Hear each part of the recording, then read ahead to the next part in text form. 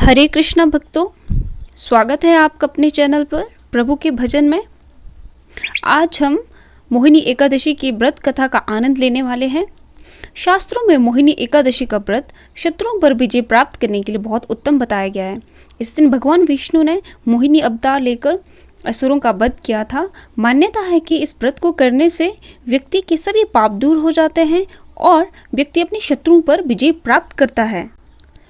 हिंदू धर्म में मोहिनी एकादशी बहुत ही पावन और फलदायी तिथि मानी जाती है। ऐसी मान्यता है कि जो व्यक्ति इस पावन तिथि के दिन पूर्ण विधि विधान से व्रत रखता है तो उसका जीवन में कल्याणमय हो जाता है। व्रत रखने वाले व्यक्ति मोह माया से निकलकर मोक्ष प्राप्ति की ओर अग्रसर होता है।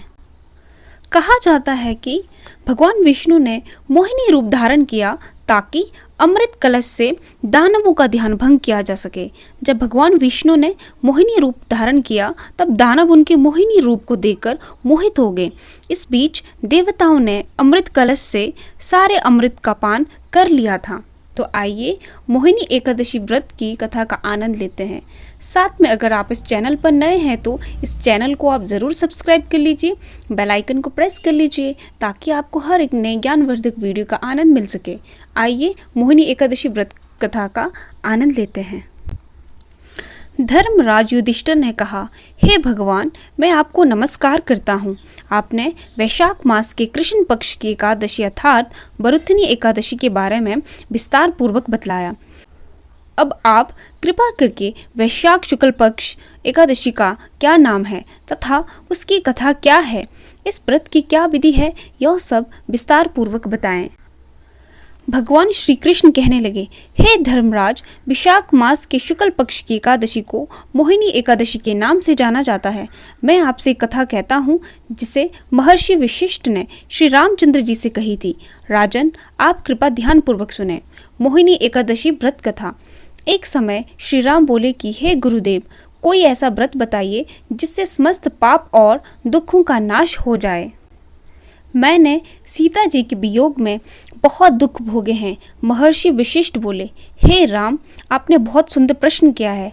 आपकी बुद्धि अत्यंत शुद्ध तथा पवित्र है। यद्यपि आपका नाम स्मरण करने से मनुष्य पवित्र और शुद्ध हो जाता है, तब भी लोक हित में यह प्रश्न अच्छा है। वैशाख मास में जो एकादशी आती है उसका नाम मोहिनी एकादशी है। इसका व्रत करने से मनुष्य सब पापों तथा दुखों से छूटकर मोहजाल से मुक्त हो जाता है। मैं आपको इसकी कथा कहता हूँ, ध्यान पूर्वक सुने। सरस्वती नदी के तट पर भद्रावती नाम की एक नगरी में द्युतिमान नामक चंद्रवंशी राजा राज करता था। पाल नामक वैश्य भी रहता है।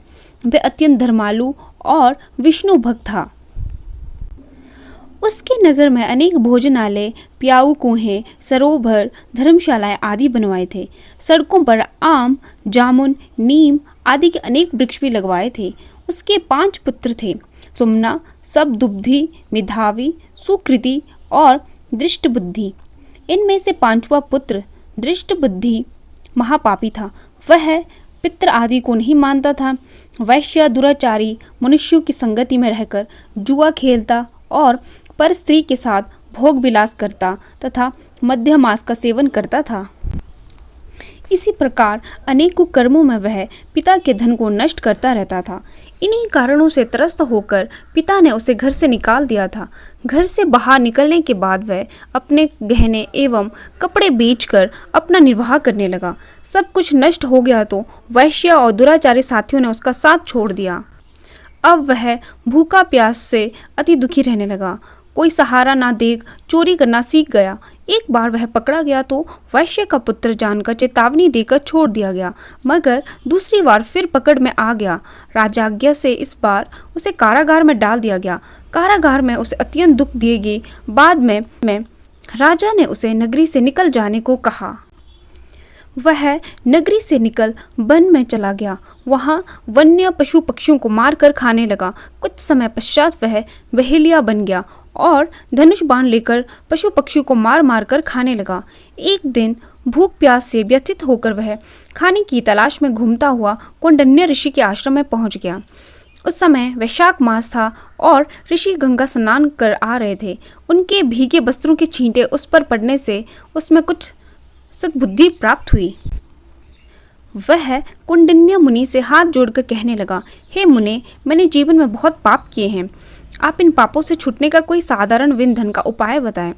उसके दीन वचन सुनकर मुनि ने प्रसन्न होकर कहा कि तुम वैशाख शुक्ल पक्ष की मोहिनी एकादशी का व्रत शुरू करो।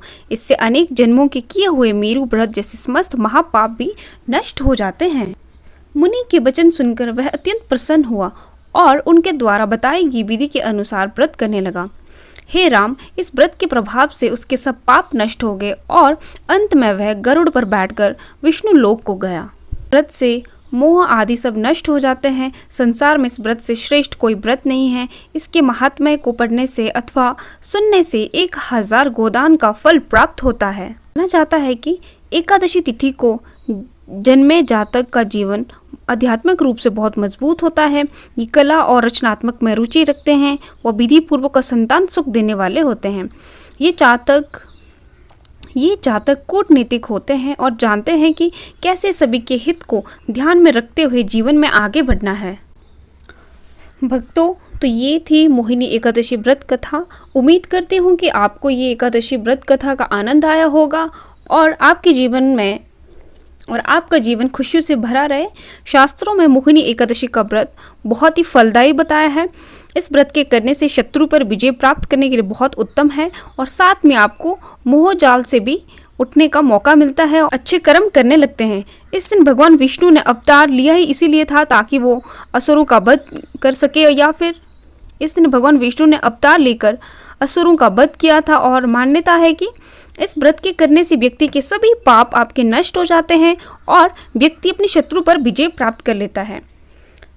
हरे कृष्ण भक्तों।